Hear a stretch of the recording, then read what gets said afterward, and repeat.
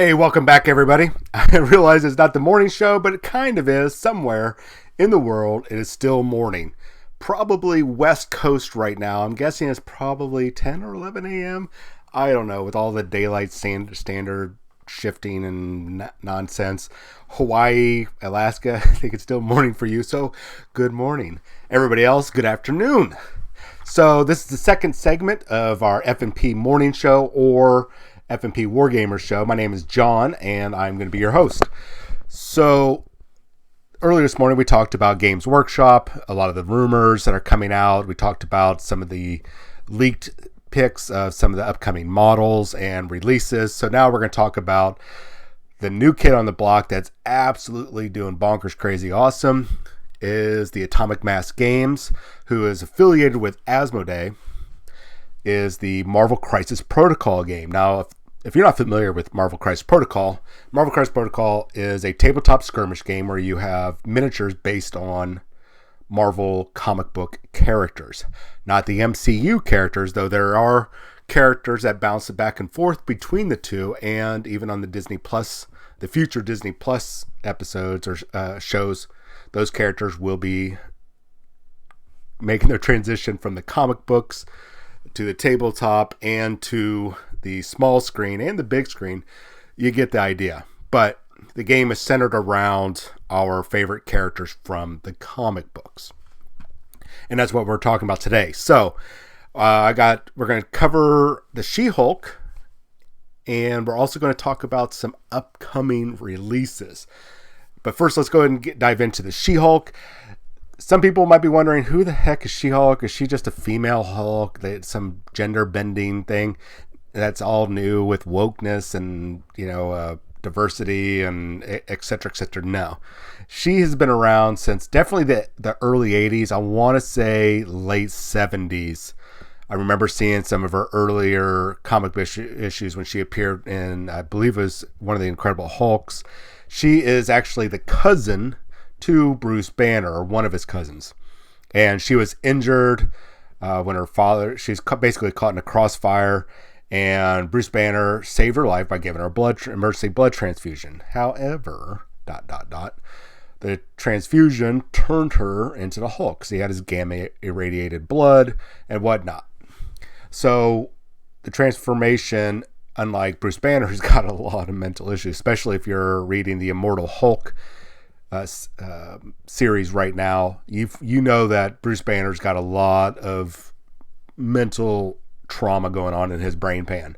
The difference with Jennifer Walters, or the She-Hulk, is that she retains her intellect the vast majority of the time. Sometimes she does lose it, but it's very rare for that to happen. She's so in charge of her intellect that she's actually a lawyer in the Marvel Universe. Her comic series, I think, started off by John Byrne and then went on a little bit longer, or was restarted, at least once or twice. Her comic is a little fourth wall breaking, so this is before Deadpool. Very funny, very, very endearing, a lot of fun to read. But when the action hit, it was great seeing the She-Hulk just tear into opponents. And she's been kind of a side character for most years, even when she had her own series. Lately, she's been a part of the Avengers, and that was after the most recent Secret Wars. And we'll be getting to that in just a moment. So, Marvel Crisis Protocol, and through Asmodee Games, or Atomic Mass Games, has finally put out the She-Hulk miniature for this game. And I'll show you the image here. Let's take a look. So here is the image. Now, they already showed her earlier this year, so got a lot of us super excited. The image is a little grainy because I've got it zoomed in so you can see a lot of the higher details, but I'm super stoked about this character. She's one of my favorite top 10 Marvel characters out there. So, knowing that she was coming was great, but now we finally have an idea of what she is capable of, and it already just blew the mind. So the first thing that really caught my eyes, not necessarily her abilities. We figured she was going to be a bruiser, be able to tear it up with the opponents, but I'm going to jump ahead and we're going to talk about her team affiliation. She is the leader of a team, not the Avengers, not the Defenders. She even did a stint in the Fantastic Four after the first Secret Wars, and Ben Grimm, the Thing from the Fantastic Four, decided, hey, I'm done doing the superhero business. I'm going to stay here on Battle World and enjoy retirement. Or I don't know, he was very poopy pants sad, so he stayed behind. So She-Hulk served as the Thing. Basically, she was the muscle for the Fantastic Four for a period of time in the mid to late 80s and then early 90s for a few years. At any rate, during this last Secret Wars, I want to say 2012, 13, 14-ish time frame, Dr. Doom takes over. Quick recap. Dr. Doom takes over, becomes like Emperor Doom. It's all powerful, and it creates all these different battle worlds. And there's one of these worlds called Arcadia, or one of the areas called Arcadia. And the She-Hulk, she basically becomes the leader of Arcadia. And she forms a group of, and I don't remember the details why there was basically only female heroes and villains in there. Even Loki was in his female guys, and there was female Loki running around with the A-Force. There was a couple other iterations like Dazzler from the X-Men. There was a Thor version of hers, and it's not like, oh, they got to make a female Thor. No. There was actually this, the enforcers for Emperor Doom and Battleworld was the Thor Corps. So it was this massive core of Thors from different realities, and Dazzler just happened to be one of them. At any rate, she was the leader of A-Force. And if you're wondering, okay, what kind of comic is that? Here we go. Here's the comic. And this is the very first one during the Secret Wars. At this comic and its follow-up series after Secret Wars, and they launched A-Force by itself, got a lot of great critical reviews. Really good reviews. Overall, I would say in the upper 80 to 90% range from just kind of quick glance. I didn't see anything below 3 stars. I think everything I saw was 4 stars and up, depending on the rating system. And people really enjoyed it. It was the second series, the first series, this one with Secret Wars, was canceled, but that's because it was a limited run because of the Secret Wars was a massive couple year long thing that was taking place. So it was eventually going to end. So they tried relaunching it as its own standalone series, and it lasted for a while and then eventually got canceled, not because it was a bad comic, but comics have been going down. So how do you trim fat? You take the ones that are not selling as much and you cut them. I think another part that they had a problem with, before we get into her stats, guys and gals, if we're getting there, I'm just trying to give you some background, is that this was a feminist comic, but not in the feminist like, I'm woman and I'm better than man. It was just showing off that female-led characters or female-led groups can be successful. But if they wanted to make it successful, what they should have done, in my personal opinion, is followed what they did with, say, the Wonder Woman movie, where they had a strong female character lead and a strong male character lead with their own strengths and weaknesses, but they treat them as equals. And that is how you have true feminism, is showing the equality and giving everybody the same screen time and not doing the same tropes of, the damsel in distress or the big strong man that can do anything. It's showing balance. And that's what Wonder Woman did so well. And that's what they should have done here, is they should have had a solid mix of male and female characters. So moving on, let's roll back to take a look at the picture. Let's talk about the She-Hulk in the game. So she has a variety of powers and abilities. So we're going to go through the ones that we know of at this point in time. First thing up is that she is threat 6. We're going to assume she's going to be size 3, possibly size 4, but I'm pretty sure size 3. What the threat 6 means is that she is 6 points. Usually when you play this game, for those of you not familiar, is that the game centers around playing a scenario with a point value or a threat value. And that's usually around 17 threat or 17 points. So you assemble your team of anywhere from 3, we've seen up to 6 models so far to assemble that team. Anywhere 3 models to 6 models. She is 6 models. So 6 out of 17 points doesn't leave you a whole lot. That's a third of your points, or over a third of your points if you're playing the average game size. But she is coming in with a staggering 20 stamina. That means she has 20 health.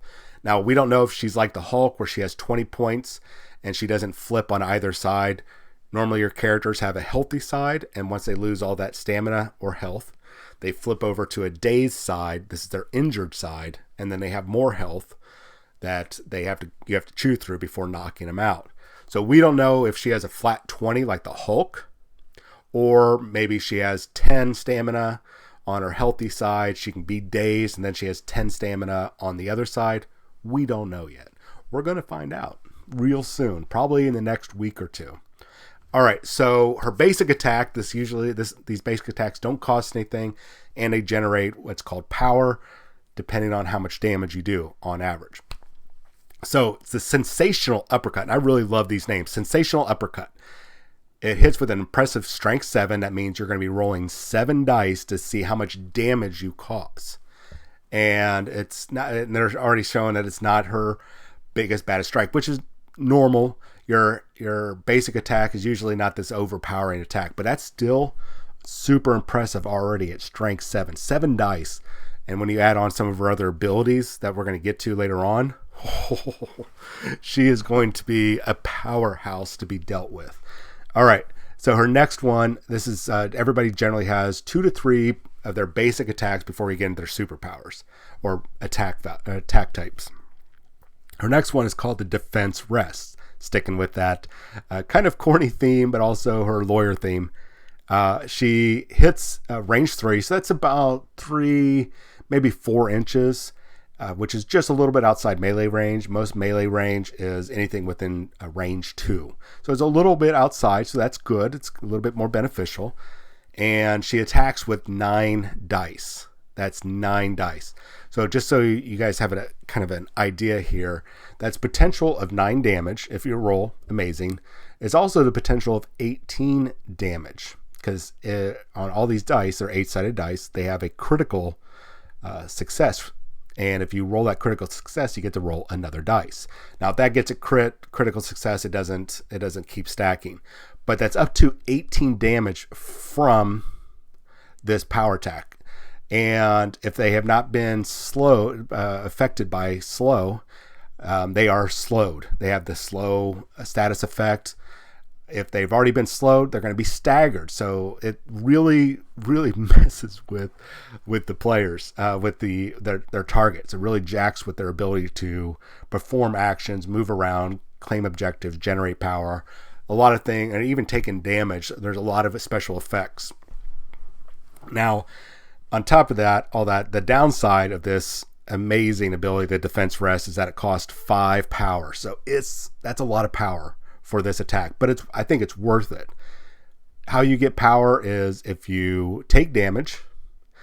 The beginning of every round, you generate power, and some of your attacks, like the Sensational Uppercut, will generate power. So you could conceivably generate a lot of power in one turn to be able to pull this off. Not likely. This is usually a later stage, turn 2, turn 3 type of deal. Now, we already talked about her having the leadership for the Defenders of Arcadia, or A-Force. And what this power does for her is that everybody with that team affiliation, and how you figure that out is you have your team leader, in this case She-Hulk, and then you add in members of that roster. And your team has to consist of 51% or more of that team roster. And then you can add in others later on. And once you have that team roster, the majority of that being that affiliation, in this case, A-Force, then everybody gets that ability. And in this case is every time an ally is damaged by an enemy effect, they gain 1 power. So this is a good way you can have She-Hulk kind of linger back or not activate her right away, let her allies get beat up. She generates power, gets a little pissed off, and goes up and starts messing up people. So there's a lot of ways for her to generate power. Now she has a couple other abilities, so we're going to get through these. You have the legal defense power, which allows the She-Hulk to spend 2 power when one of her allies in range is the target of an attack. So you might want to let those first attack go through, but I think this is an ideal power if your ally is dazed, and this could eliminate that character, knock them out, so they're out of the game. This is a good way to direct power towards her. So she now is taking damage, so she's generating power. She's more likely going to generate that power that she just spent, which is good, and maybe even gain some more, which isn't necessarily good, but can be good. Anyway, so she takes that attack onto her. She has another ability that kind of stacks with this. It's called Gamma Infusion. My guess is that this is going to be, since it doesn't look like it has a point value, is that it is an innate ability. That means it's always active. So she can, when she takes damage, and this is immediately when she takes damage, she gets to make a short range move towards the attacker. So using that ability earlier, the legal defense, she takes the hit for her friend, and that pisses her off, gives her some power, and now she's going towards that attacker, which is not good for them because we already saw that she can do a lot of damage. But we're not done.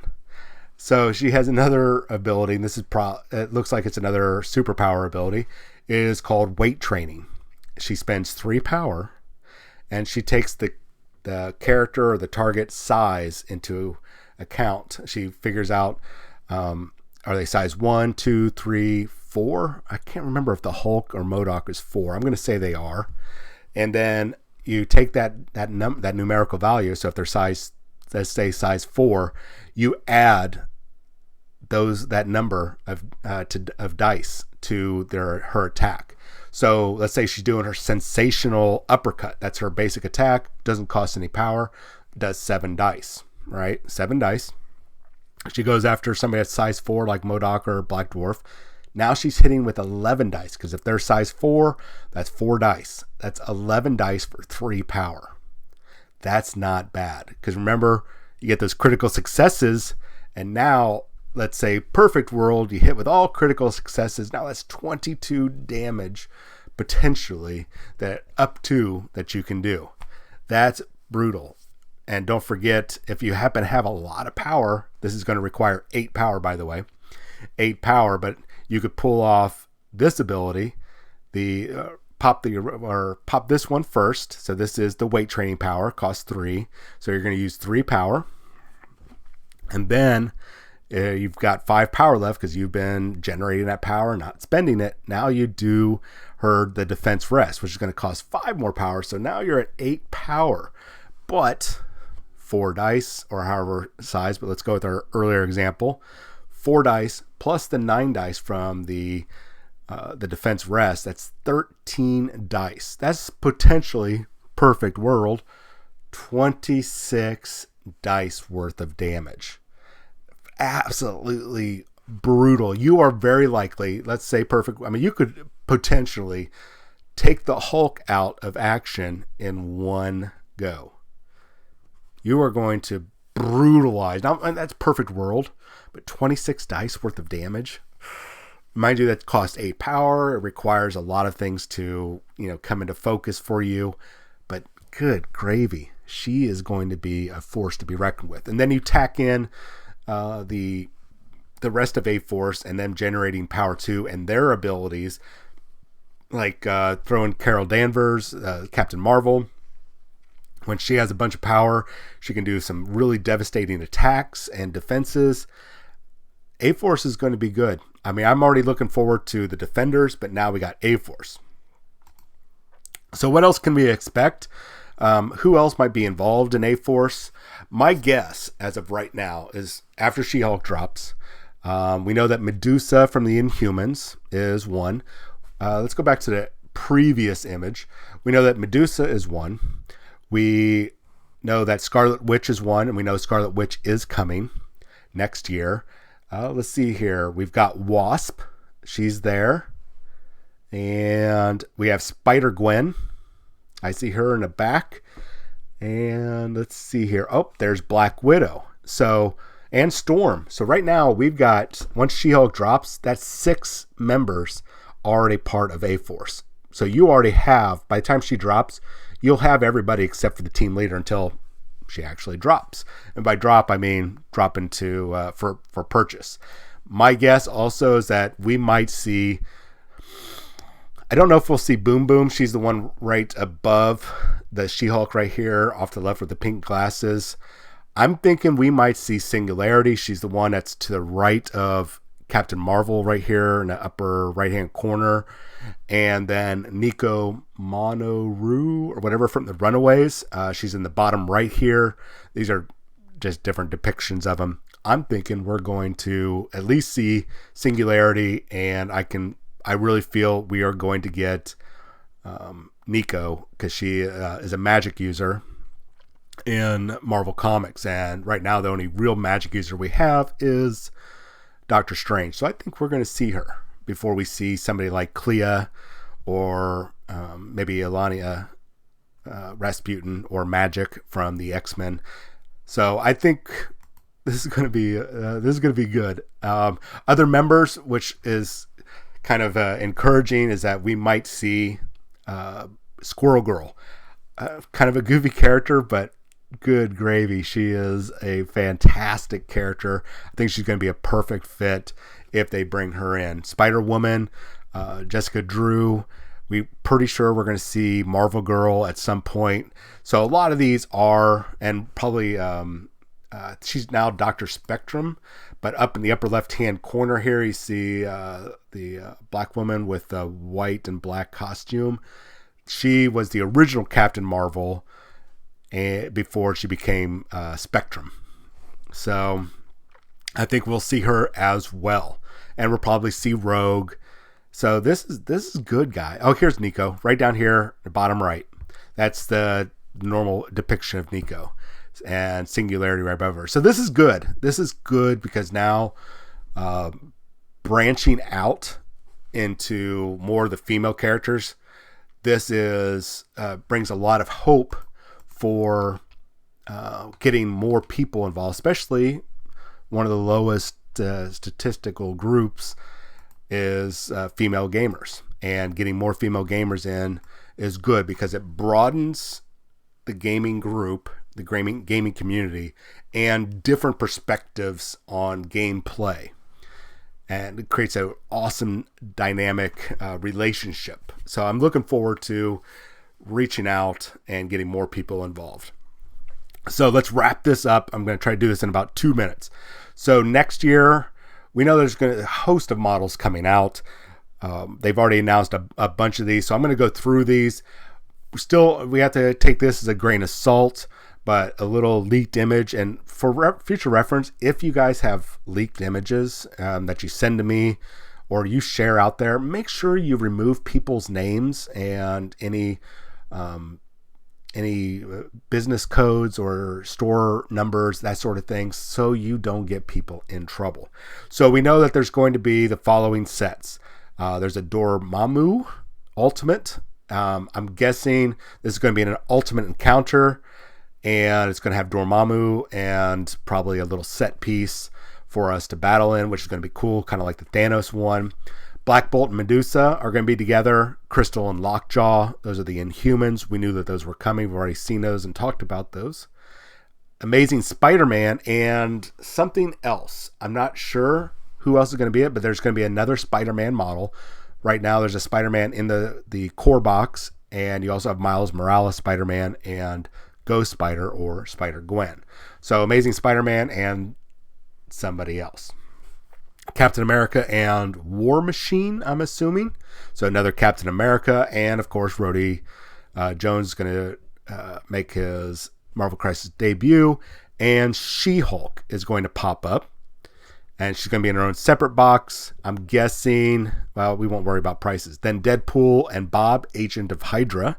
We've talked about that a couple days ago. Mr. Sinister, we talked about. Domino and Cable, so that means X-Force is right around the corner. And Blade and Moon Knight, we talked about those. I'm excited about Moon Knight. Not so much Blade, I'm not a big fan of him, but Moon Knight, I'm looking forward to his Marvel or DC Disney Plus show. Luke Cage and Iron Fist, which I am most looking forward to, but I'm a little disappointed that they are far down on the list. Then we have Carnage and Mysterio. We knew that those both were coming out because they're part of the Sinister Six. And then there's a thing called the Sentinels Raid. Don't know what this is. This could be a kit for an event kit. It could be a new terrain set, or it could be like an ultimate challenge. We don't know. Or it could be an entirely different game mode outside of what we already have. So it is looking like the world things are going to blow up. And we still haven't even seen, I don't think we've got a Enchantress yet or Angela. This might have already dropped. If they haven't dropped, those are still coming, guys. This right here, we already know that we're going to be at 50 we're already around 50 characters. So we got 2, 4, 6, 8, 10, 12, 14, 16, 18, 20, another 21 characters. We're probably somewhere in the realm of about 60,000 different team combinations. When you start taking into account, we have teams of 3 to 6, and then you multiply the different values. We're looking at probably around 50 to 60,000, maybe even more combinations. I'm loving it. Marvel Crisis Protocol is really starting to kill it. It's still, it's best gameplay, best balanced gameplay, especially if you are a competitive player, but you don't want to have to deal with all the, the kind of toxic atmosphere. This is a great game to be involved, especially if you're looking for a balanced game where Warhammer 40,000, Age of Sigmar, any of the Privateer Press games, there's no balance there. The balance is just, I'm not even going to get into that. But if you're tired of those imbalanced games and you don't want to play chess and checkers all the time, Marvel Crisis Protocol is the way to go. Well done, Asmodee Games. I'm super proud of you. I think most of us are, and we're super excited about what you have in store for us in the future. So I am definitely over my time, but there's a lot to cover here. If you cannot tell, I am excited because the future is bright and colorful, and I'm looking forward to the inclusion of all these Marvel characters. So you guys have yourself a wonderful day. I will see you later on tonight with Havoc Maker Studio. Going to get that up there. We're going to be painting a little bit of Ultron from the Marvel Crisis Protocol game early on in the show, and then we will dive right into our chaplain, our Primaris Space Marine chaplain on bike conversion that we started working on Monday. That will actually all be on Friday this week, ladies and gents. Friday, 7:30 p.m. on twitch.tv/HavocMaker_studio. You see it there on the screen. Other than that, if I don't see you there, I'll see you right back here Friday morning, 10 a.m. Central Time for the FNP morning show and then our noon show. You guys have yourself a wonderful day, and I'll talk to you later.